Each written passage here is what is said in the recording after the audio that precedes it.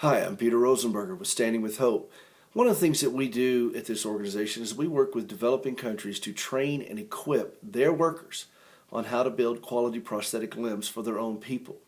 Now, this is really important because when you try to meet the needs of an amputee, you got to take them on for life because there are always things that happen, or particularly with children, they're growing and they need new limbs. So it's not a one-time event where you just go over and you put a leg on someone and say, see you later. We've got to keep a constant source of materials available so that adjustments can be made. We're always seeing new patients, of course. So where do these materials come from?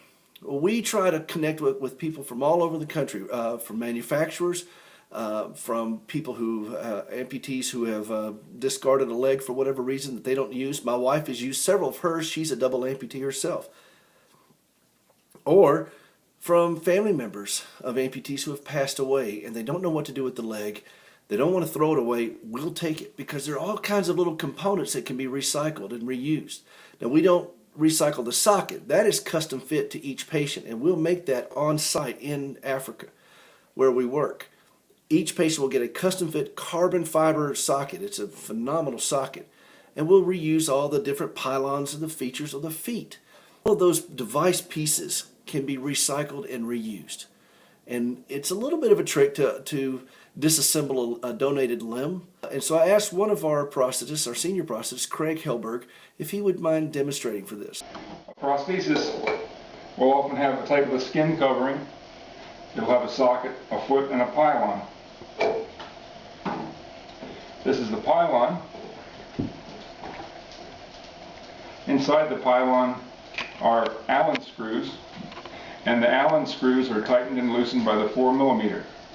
Those Allens are inside the prosthesis, and for sake of simplicity I have this one that will come apart.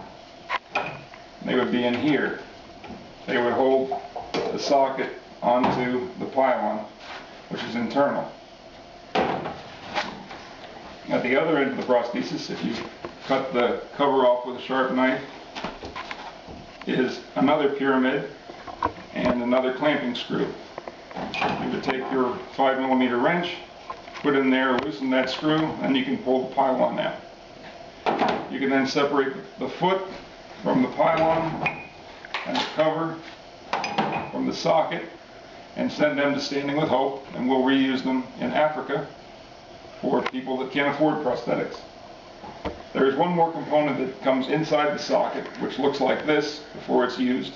And if you have a hard time removing it, which I could show you in another video, you also can just cut the lower section of the socket off and send us that piece with the laminating piece in it. If you have any questions, please give an email to Standing with Hope or visit the website.